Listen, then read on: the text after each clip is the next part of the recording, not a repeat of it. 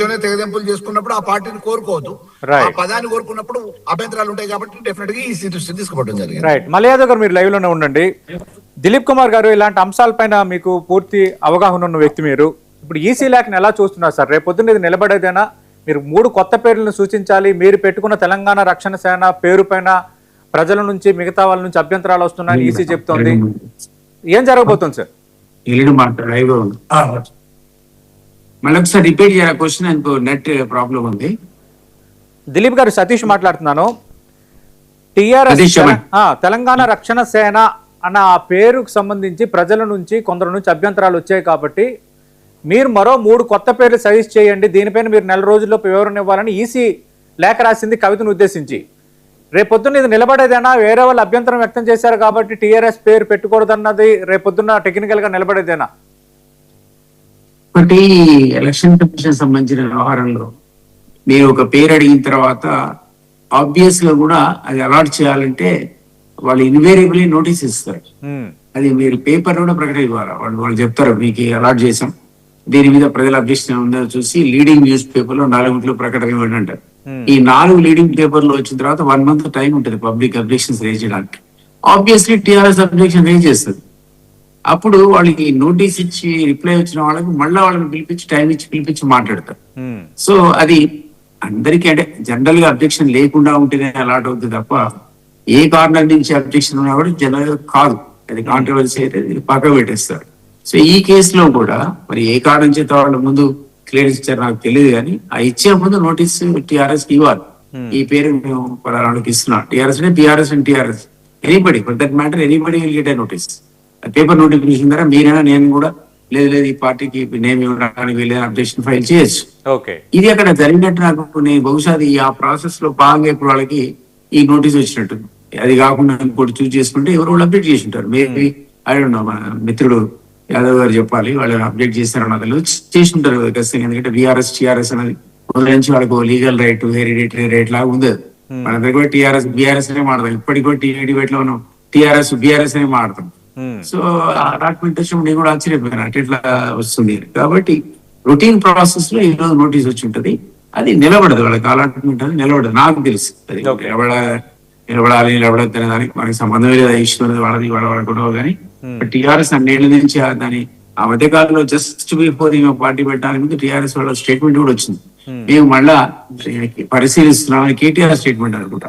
పాతది బీఆర్ఎస్ ని మార్చి టీఆర్ఎస్ ని దాన్నే మళ్ళా కన్సిడర్ చేస్తున్నాం, this will be brought to the notice of our leader అనేది ఒక స్టేట్మెంట్ వచ్చింది.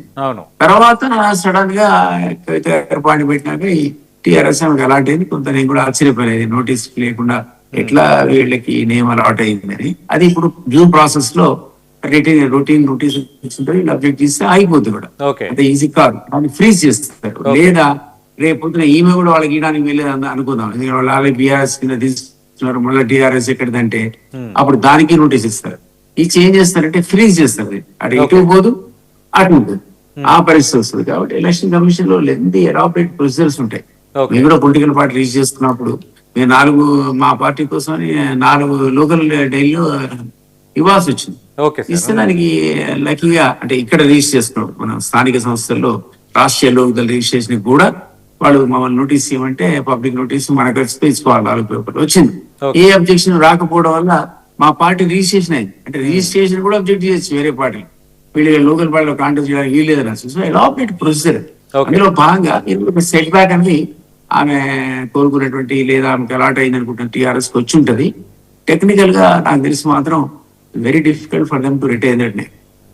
ఓకే సార్, నేను అదే అడుగుతున్నా సార్. అంటే ఇప్పుడు ఆల్రెడీ టీఆర్ఎస్ అనేది బీఆర్ఎస్ గా మారిపోయిన తర్వాత టీఆర్ఎస్ అనేది వేరొకరు పెట్టుకోకూడదా? ఈ అంశం పైన నేను న్యాయ పోరాటానికి వెళ్తాను అని కవిత అంటున్నారు. నిజంగా న్యాయ పోరాటం చేస్తే రేపొద్దున న్యాయస్థానాలు ఇది నిలిచేదేనా? నిలబడుతుందా లేదనేది చెప్పలేము. మీరు దేనికైనా పోవచ్చు న్యాయ పోరాటానికి, మళ్ళీ ఎవరు ఆపుతారు. కానీ బట్ నేనేమన్నానంటే everybody he's got a right to object. TRS వాడుకోదని మీరు ఎగ్జాంపుల్ గా టీఆర్ఎస్ అనేది ఎలక్షన్స్ కి వెళ్ళింది, జనరల్ ఎలక్షన్స్ కి. వాళ్ళు ఏమన్నారు, మాకు అపడాల కట్ట తీసేయండి, ఇది మా సినిమాలో పోలి ఉంది.